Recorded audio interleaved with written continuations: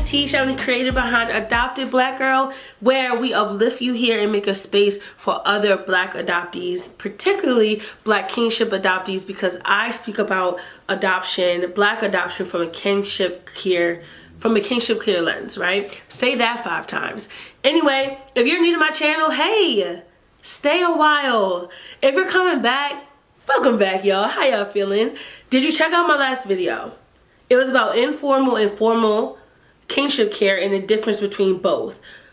The short version is, but I want you to go watch it, is that one form has the legal system involved and one form does not. Let me know in the comments, if you watched it, which one has the legal system involved. Can you guess? I'll be waiting. Anyway, today we're going to talk about conflict resolution and how it shows up in kinship care households, foster homes, and adoption agencies. And what is the effect of it? Conflict resolution skills are life skills, but many do not have them. Let's get into the video, shall we? Welcome to class, y'all. Psych. I always like saying that because in real life, I am an educator and I talk about conflict resolution and conflict proactiveness in life. And so I'm so excited to bring this conversation, just like for us as Black adoptees, because we have dealt with so many people in our lives who simply have caused harm because they disagree with us, or we weren't in spaces where we could speak up or say, actually, that doesn't really seem right. I don't really know how to deal with this conflict. And instead of being talked to with respect, we're either demeaned or we are told to be quiet. What does that cause? That causes avoidant behavior and how we go through life and how we deal with other relationships. So today I'm going to talk about why conflict resolution skills are life skills and how they can be implemented in trainings for foster care homes, adoption systems, and give you tips as Black adoptees that we can utilize every day to keep our sanity. So what is conflict resolution? Well, before we even get to the resolution part, what is conflict? And at its basis, conflict is when your values, feelings, and behaviors do not align with someone else to get to the same solution, right? So let's say you're trying to get to the solution of making a peanut butter and jelly sandwich, and so is the other person. But how they make a peanut butter and jelly sandwich isn't the same as how you make a peanut butter and jelly sandwich. So you disagree. That's a conflict. A conflict is simply a problem. And so we don't really even have to complicate it. So when we talk about conflict resolution, it's how do we get to a solution throughout conflict without demeaning each other, without losing who we are, and without feeling powerless. A lot of times in kinship care households, that does not happen. A lot of times in foster care agencies, that does not even exist. In adoption agencies, conflict resolution training isn't even focused on for more than maybe 1 or 2 sessions. When in reality, when you're dealing with something new, whether it's a habit or raising someone in your household that's new and getting to learn another person, that takes time. And when people disagree with you, it doesn't mean they're wrong. It simply means, hey, we don't agree with this. But between a parent and child relationship, it can be so complicated. And then what ends up happening is hate gets involved, guilt rises, and also egos are crushed. So what do we do with that? That's conflict. And so if I was talking to a foster care home or talking to an adoption agency, I would say this. How you look at conflict resolution over the children that you raise or the parents that you're training, right, is all based on how you communicate with yourself, how your organization communicates with each other, and how it communicates its processes. If your processes aren't transparent, then you can't teach anyone how to have a conflict, have a conversation around conflict or a problem, because you don't know what transparency looks like. Conflict is more than what's seen. It's what's unseen as well. It's in the body movements, in the body language, and what appears to be okay, what is not. In foster care homes, so many babies are neglected if it's not a proper ratio of caregiver and, baby, young adult, adolescent. If there's not a proper ratio of who's taking care of who, and you can ask any parent out there, even one child is enough. 2, 3, 4, 5, and you want one person to take care of all of them? That's insane. Insane. Something is not going to get done. A ball will drop. A ball will drop. We got to do better. And so when you think about that ratio being mismatched, and there's disagreements happening within other individuals in the foster care home, and also the caregiver and someone in the foster care home, that can cause tension. And when that tension is not addressed, that's when you see that adoptees, like those who grew up in foster care, do not have a sense of belonging, or questioning their identity, do not really know how to communicate with others in the healthiest manner, or just avoid it altogether. So I would sit and say, hey, what do our processes look like and how do you communicate with each other? For adoption agencies, I would say, hey, parents who are adopting, we have to look at so many things when it comes to conflict. Different cultures deal with conflict different cultures handle conflict in various ways. So how you deal with one culture is not how you're going to deal with another. Does the person that's adopting, the adopted parent, know that? Do they know that? Because most of the time they don't. Adoption isn't roses and glitter and gold. I hope we know that by now. These are people, humans, like lives. I was in 3 foster care homes before I was adopted within my family. One overfed me, one neglected me because I cried too much, and the last one kind of did both. Do you know why I love oatmeal now? Because all I ate was oatmeal in one of them. That's a little wild, right? But I love oatmeal. But you think about that stuff when you get older and it just comes out the woodwork and you're like, whoa. So humans remember. They remember. And how you deal with a problem when it's brought to you and there's no action for a solution is how you're training other people, raising kids, how to deal with conflict in their lives. You wonder why people don't have great relationships. Well, where did they learn how to communicate?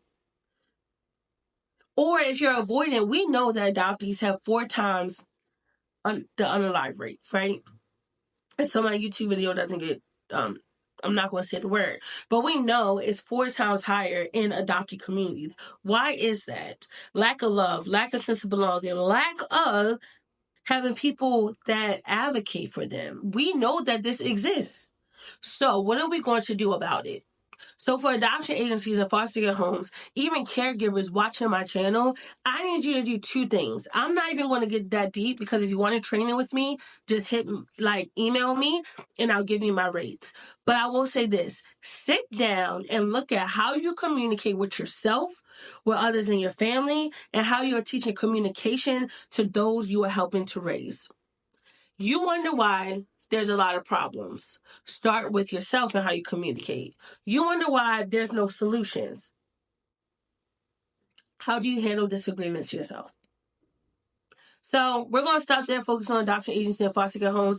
Now let's transition to kinship care. When it comes to kinship care and you want to go the informal route, there still needs to be documentation involved. There still need to be boundaries set. You are not always going to agree with the human you are raising, and vice versa. Do you know how many times I disagree with my adopted parent? How many times, especially as an adult, I have to sit down and say, hey, we don't have to talk to each other that way. I received my degree in negotiation and conflict management because I didn't like the way I was handling arguments. Yeah, I went to school for it. Okay, I went to school for it. But you don't have to do that.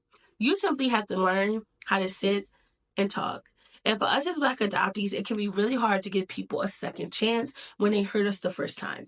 But avoiding any conflict or any hard conversation isn't going to help you in the long run. You'll start to avoid conversations at work. You'll start to avoid conversations in school. You'll start to avoid conversations with the people that you claim to love. And I don't blame you. I don't blame you at all. That's just what happens. When we're in an environment where avoidant culture is present, that's going to become in our habits. If we're passive in how we speak, that's going to infuse in how we handle problems in our day-to-day lives. So especially within kinship care, I'm a different version than my mother, a whole different version than my father. I am not going to handle conflict like them. I'm not going to act like them all the time. I may have their genes and some of their behaviors, but growing up the way I did, I adapted the values and the behaviors of the environment that I was in. It's so crucial. So crucial.